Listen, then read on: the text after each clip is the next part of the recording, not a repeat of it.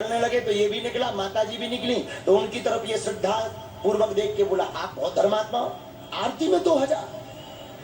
अरे माता जी बोली, वो हमारे नहीं थे, तुम्हारी जेब से गिर गए थे। वो हमारे नहीं थे, तुम्हारी जेब से गिर गए थे, हमने तो तुम्हें धरने के लिए दिए थे कि धर लो। उस दिन के बाद उस आदमी ने सत्यनारायण में जाने ही बंद कर दिया। बोलो सीताराम, जोर से बोलो, और जोर से बोलो। कम दो पर ऐसा दान दो, कम से कम काम है तो आ गए। अब हम तुमको एक और हंसी की बात बताएं। पहले हम कर्म कांड करते थे गांव में, अब तो थोड़ा सयाने हो गए।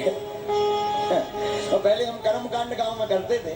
पंडित जी कर्म कांड आचार थे, तो 13वीं होती थी, 13वीं के भी हम आचार थे। हम तो सब कर रही थे ना, जन्म के पत्रा से लेके मरवे लो तारवे की गारंटी। बोलो सीताराम, जोर से बोलो, पूरी गारंटी। अब वैसे भी भगवान की बड़ी कृपा है, हम हैं तो शुक्ल, लेकिन हमारा गोत्र है गर्ग। नीचे गर्ग ऊपर सर्ग है। विनोद की बात है। तो 13वीं आप लोग जानते हो ना, कि उनमें 13 बामन खवाए जा, जब आदमी हो जात राम नाम है सत्य फुक जाए ठटरी। फिर उसके बाद होती है 13वीं, तो हम करवाते थे। तो गांव में अब भी ऐसा होता या नहीं होता, विदिशा का तो हमें पता नहीं, हमारे गांव में 13वीं होती थी तो पंडित जी के लिए खाट दी जाती, पलंग इतना सो, तो मतलब छोटो बच्चा भी ना ऊपर लेट पाए, इतनी सी खाट बनवाते थे, वो देते थे। तो हमने एक यजमान से कहा, हमने कहा तुम्हें शर्म नहीं आई अपने मन से, तुम्हारा बाप मर गओ। बोले मर तो गओ गुरु जी। हम कहा इतनी सी खाट में तुम्हारा बाप सोता।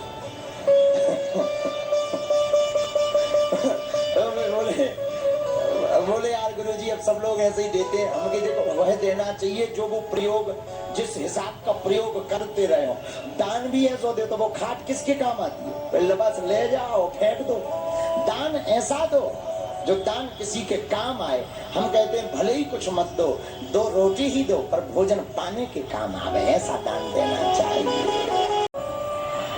और जोर से बोलो सीताराम। कई लोग ऐसे दानी होते हैं कि दान देंगे 10 रुपया बुलवाएंगे, बोले माइक से बोलो, माइक से बोलो। जब तक माइक से ना बोल जाए संतुष्टि ही नहीं है कि दान दिया है।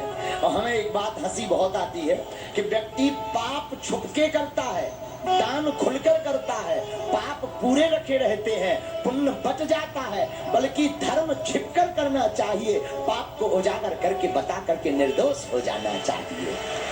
लोग कहते ना कहने से पाप कट जाता है, कहावत है ना गांव में, भैया कहने से पाप कट जाता है, कहने से पाप। हमारी एक आदत है, 2-4 लोग हमसे मित्र जुड़े हैं, हम किसी को बताएं ना बताएं, कोई भी गलती भी हो जाती है हम उनको बता दें। वैसे तो हम हर चीज माइक ही पे बता दें, भगवान की इतनी कृपा है कि हमसे कुछ भी हो हम माइक से बता दें कि भैया ऐसा ऐसा लफड़ा है, हमसे छिपता ही नहीं है। अच्छा हमारा भी पेट सिटा नहीं जैसा तो है, कोई बात खटाता ही नहीं है।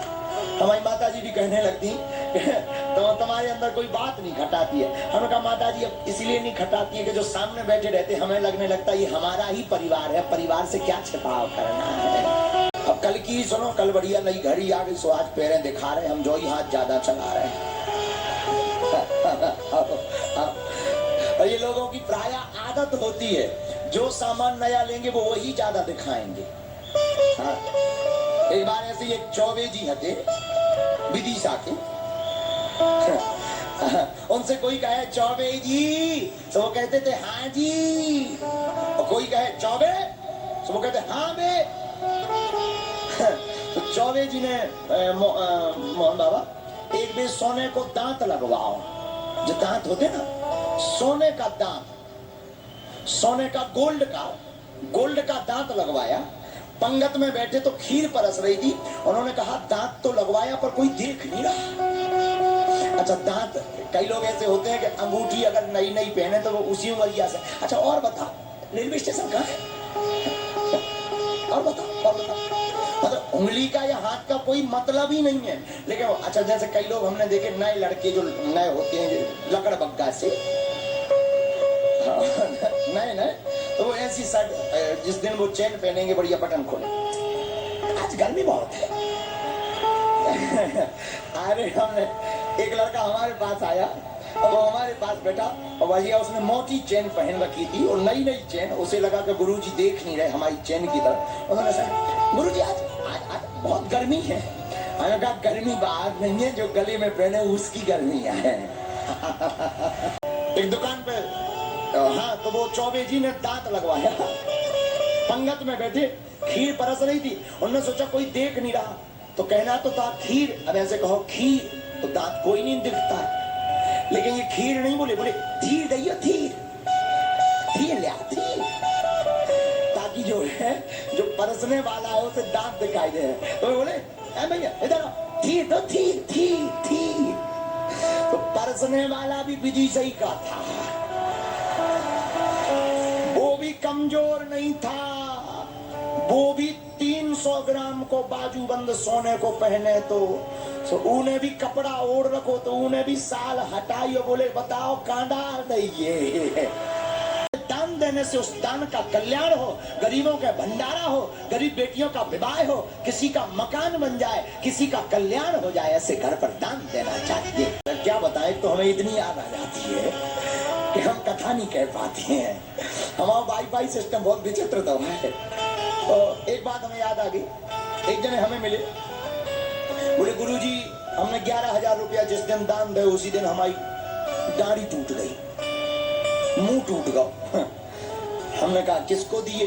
बोले एक मांगने वाला था।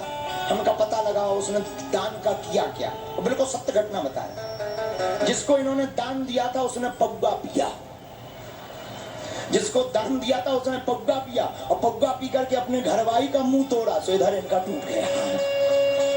दान देते हैं तो दान देकर के पुण्य नहीं पाप ले लेते हैं। क्यों? क्योंकि अगर दिए हुए दान का दुरुपयोग होगा तो देने वाले दाता को भोगना पड़ेगा, और दिए हुए दान का सदुपयोग होगा तो देने वाले दाता के खाते में वो जाएगा। किसको दो? सुपात्र। सुपात्र का मतलब सच में जो सेवा कर रहा है। गरीब बेटी का विवाह हो रहा है, कोई भूखा है, भूखे को भोजन, प्यासे को पानी, जिसके कपड़े नहीं है कपड़े पहना दो, देना चाहिए। राम